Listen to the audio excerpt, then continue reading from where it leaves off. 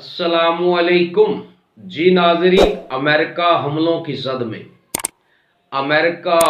की जद में चार त्यारे अमेरिका की सरजमीन पर मुख्तलिफ जगहों पर टकराते हैं, जिससे हज़ारों लोग मौत की आगोश में उतर जाते हैं, जिससे दुनिया दो हिस्सों में तकसीम हो गई।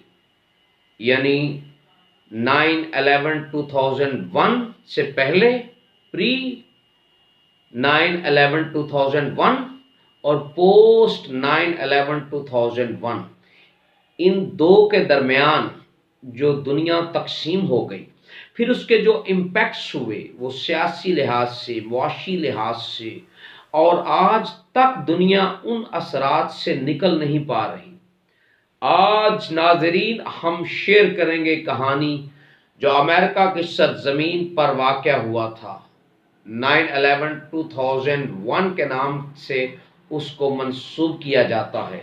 एक ऐसा वाक़या कि सुबह का वक्त है, 8:46 पर एक जहाज़ उड़ता है और वो त्यारा वर्ल्ड ट्रेड सेंटर के साथ टकराता है, और उसके ठीक 17 मिनट के बाद दूसरा त्यारा साथ वाले करीब वाले टावर के साथ टकराता है।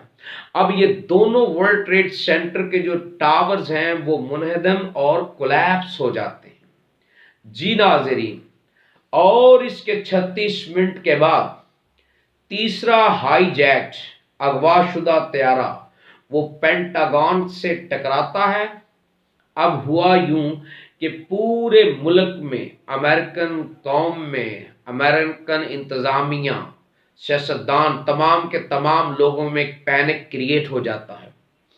बताने वाले बताते हैं कि उस वक्त के प्रेसिडेंट जॉर्ज बुश किसी स्कूल के दौरे पर थे। उनको बताया गया कि अमेरिका अंडर अटैक। वो बड़े ही कूल डाउन और कूल माइंडेड रहकर वो दौरा को कंप्लीट करते हैं। अब पूरे अमेरिका में हाई अलर्ट्स जारी कर दिए जाते हैं। अब ये बाद में पता चलता है उस एरोप्लेन के बारे में जो चौथा एक और हाईजैक किया हुआ त्यारा है, हाईजैकर्स ने, कि वो पेंसिल्वेनिया में है, और उनके अंदर बैठे हुए मुसाफिरों का जब अपने घर वालों के साथ राब्ता होता है तो घर वाले उनको बताते हैं कि पहले 3 त्यारे इस तरह से टकरा कर तबाह हो गए हैं।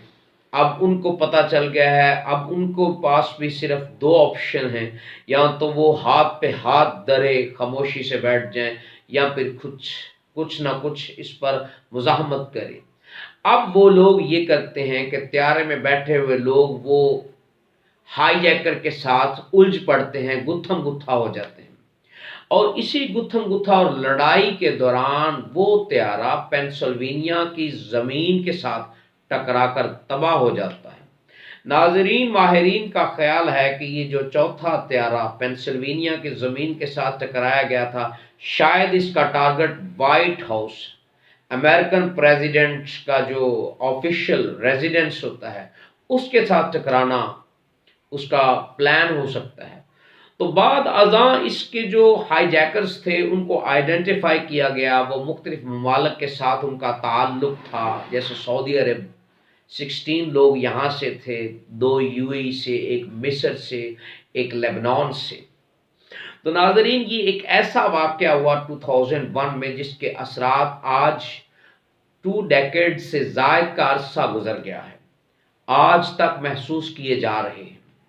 इसके सियासी जो इम्पैक्ट्स पड़े, उसके मुआशी जो इम्पैक्ट्स पड़े, और फिर पूरी दुनिया को इसका खमियाजा भुगतना पड़ा। तो एक ऐसा अमेरिकन तारीख में एक ऐसा होलनाक, टेरिबल और हॉरिबल वाक़या हुआ।